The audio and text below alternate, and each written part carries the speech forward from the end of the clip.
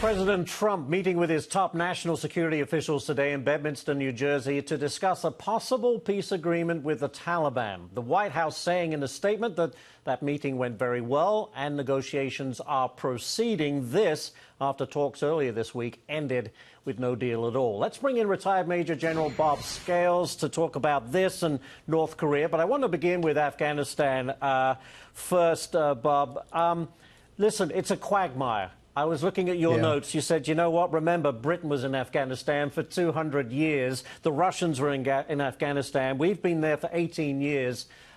It's a very, very difficult issue to do a deal with the Taliban that you believe they were actually acting good faith on. It's a very difficult thing. In the meantime, we have troops there, thousands of troops, and I'm starting to wonder what the objective is.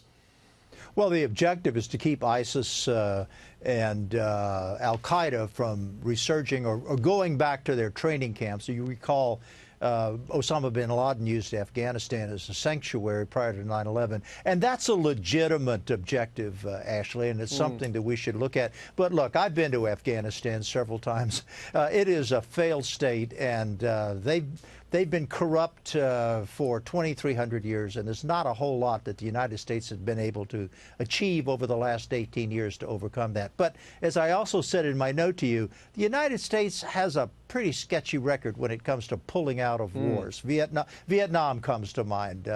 Of course, Iraq in 2011 was a real low point in our military commitments in the Middle East. So I guess the advice that the president is getting from his military is steady on. This is an economy of force theater.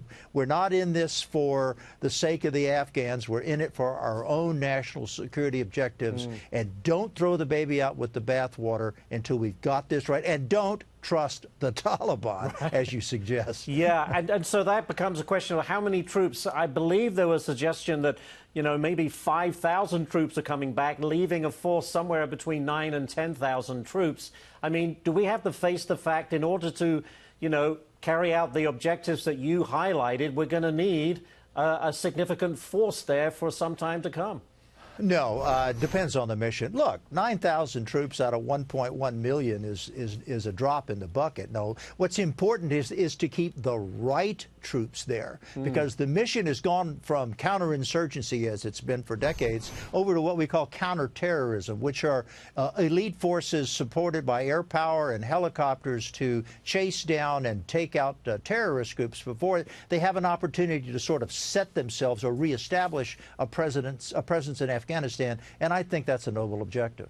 All right, let's change. Let's go somewhere else in the world, which has always been a difficult area as well. North Korea launching 2 more missiles, rejecting talks with South Korea. They've had, 6 missile tests now in recent weeks. Is this North Korea saying, remember us, and wanting at some point to get back with President Trump to really get down to some proper negotiations? Oh, well, yes and yes.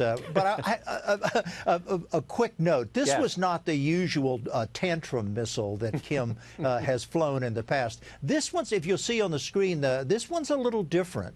This was a true missile test.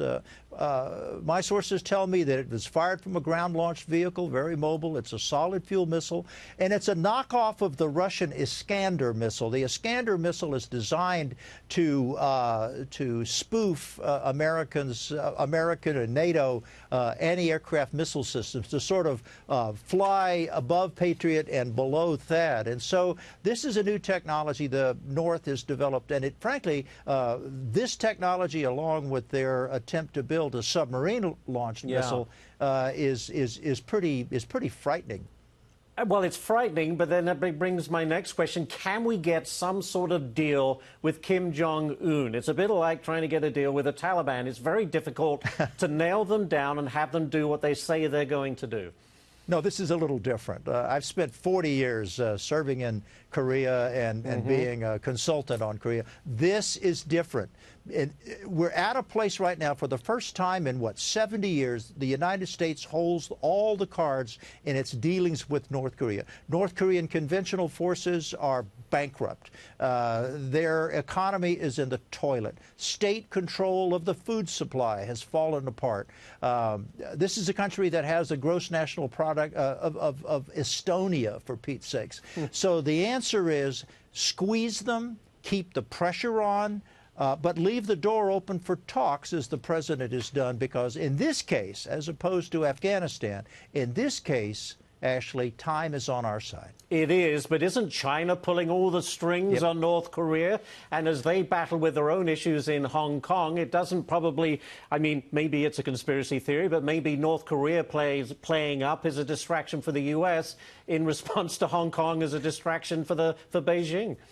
Oh, you know, times have changed over the last decade or so. The Chinese used to think that they held the upper hand in dealings with North Korea.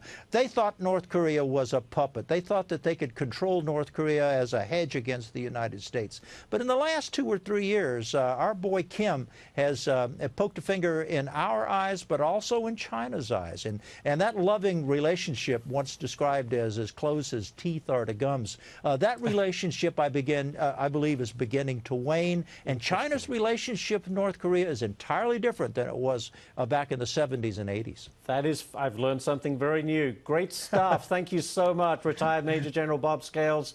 Terrific input tonight. Really appreciate it. Thank you, Ashley. Thank you.